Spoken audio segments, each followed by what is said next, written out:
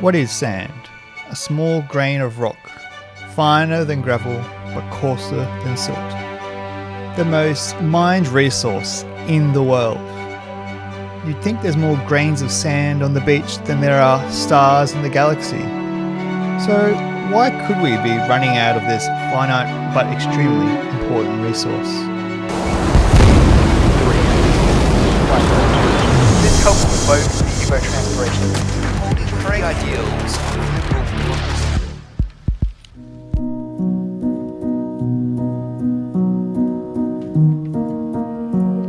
So, what exactly is sand made up of? 70% of the world's sand is quartz. The rest come from gypsum, limestone, and various igneous rocks. The sand is formed from weathering of stone from wind and the water.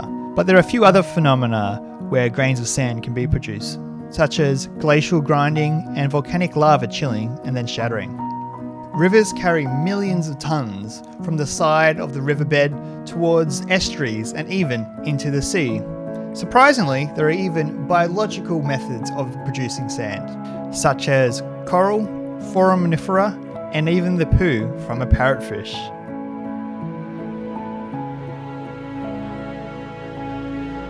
Stating that our civilization was built on sand wouldn't be an overstatement. Sand has been used in construction since the ancient Egyptians.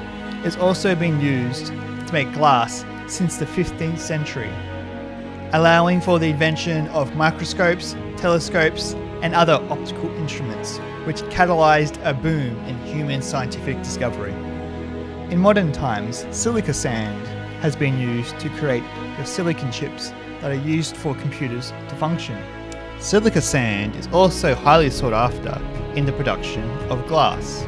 The silica sand is melted down with sodium carbonate and calcium carbonate. These extra chemicals help soften the glass, making it easier to melt and terminate the silicon-oxygen chains, making the glass more manageable and easier to deal with.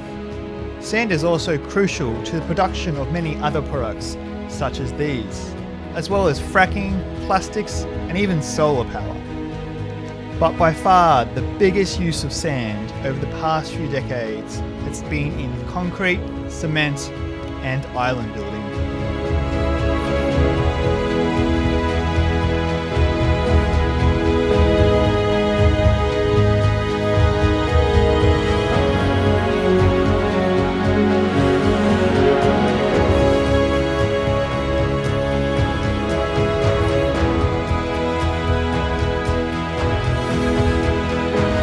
The magnitude of these engineering projects has resulted in a monumental movement of sand from one place to another. So you might think of sand and sand mining as a bit of an anodyne topic. I mean, surely we got heaps of this stuff and it's not causing a problem. Well, what you're about to find out is that there's a particular type of sand that everyone is trying to get for construction. And this type of sand is highly politically sought after. It has caused a lot of environmental and ecological problems, and also sprouting up some sand mafias that have just as bad history as some of the blood diamonds and even the gold mines of yesteryear.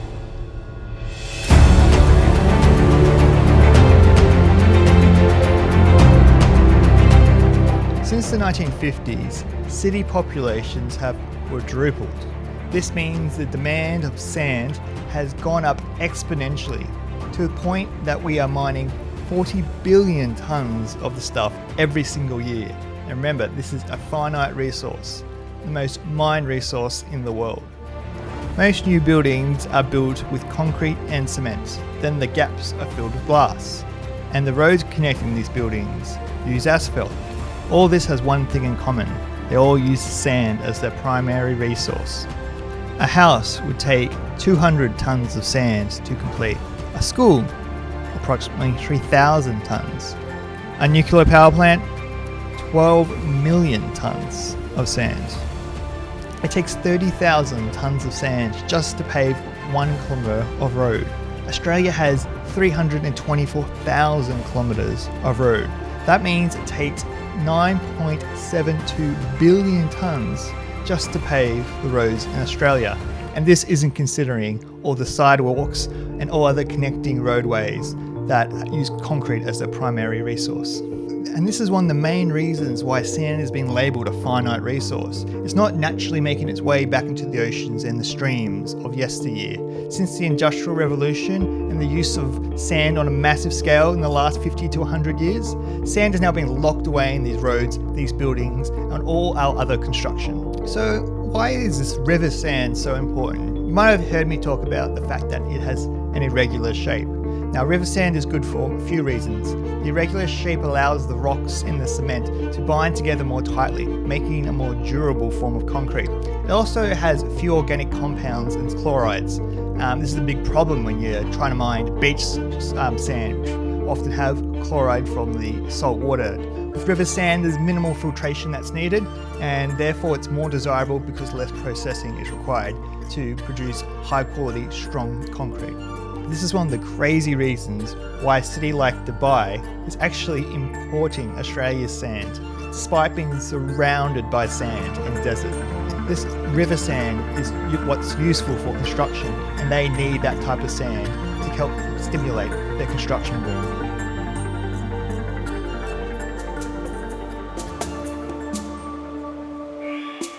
When you think of massive man-made islands, your mind probably goes to Dubai and the Palm Jumeirah, the big palm one that you've seen on many ads, the World Archipelago, which is still currently being built, and many, many other crazy artificial islands in Dubai. They're actually not the biggest man-made islands from sand. The biggest is actually, one of the bigger ones is actually in Hong Kong, the international airport there, built in 1998. Bigger than that is the Kasai International Airport in Japan, built in 1994. These are all dwarfed by the Netherlands and a place called Vlodreupuller, built between 1955 and 1968. This is 970 square kilometers big. That's more than 10 times bigger than any other artificial made island. So I don't have any time to go into the details about how that Dutch island was made. It isn't just piling on new sand, but the country at the moment, over the past 40 years, that have been really, really using sand to claim more land, it's not China, but they are actually catching up. It's been Singapore. And so they've increased the land of their entire country by an extra 25% over the last 40 years. That's an extra 130 square kilometers just from sand from places like Malaysia, Indonesia, Vietnam. Some of these countries actually have banned exporting to these places because of the amount of devastation it's creating on their local ecosystems. So as I touched on before, the other country that's really starting to get into this artificial island building is China, and in particular in the South China Sea, this politically hotspot area, also known as the Spratly Islands. So they started to build military bases, dredging sand onto coral reefs. Now, this of course destroys any of the life and ecosystem in the coral reef itself, but also the dredging, sucking the sand up from the bottom, destroys all the bottom feeding animals and microorganisms, really destabilizing the ecosystem in that area and potentially having broader consequences for the entire ocean.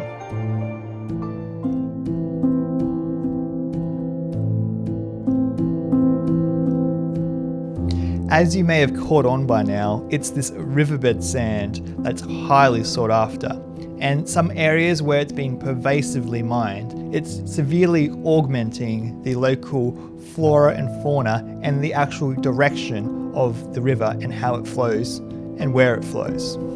In the developing world, it's not at a place for 50 to 70% of the sand that's being dredged to be done without a permit. This is because permits sometimes require the companies that do the dredging to restore the land after they are finished. And there's also been a big surge of sand mafias. Now these sand mafias drive these legitimate businesses underground, obviously by not abiding by any regulations. They also bribe police in the area and even murder people, straight out murder people in some of these areas to help suppress any uprising against them. That's right, we're not talking about diamonds here or gold, we're talking about sand. People are getting murdered in some of these places for sand. That's how valuable and how sought after this resource is now. To find out more about this crazy sand black market, click the description below where I've linked a really great Wired article that really goes into details about how this black market is occurring and what's driving it. Comment in the comment section below and I might even make another video about it if there's enough interest.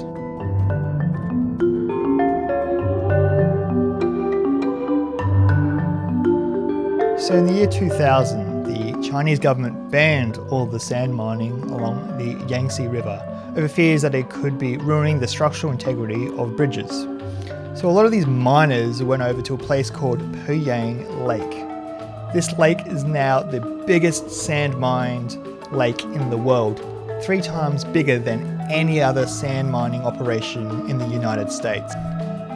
So the Chinese government's concerned about sand mining weren't unfounded. Just 1 year later in Portugal, a bridge collapsed, killing 73 people that was thought to be due to sand mining erosion.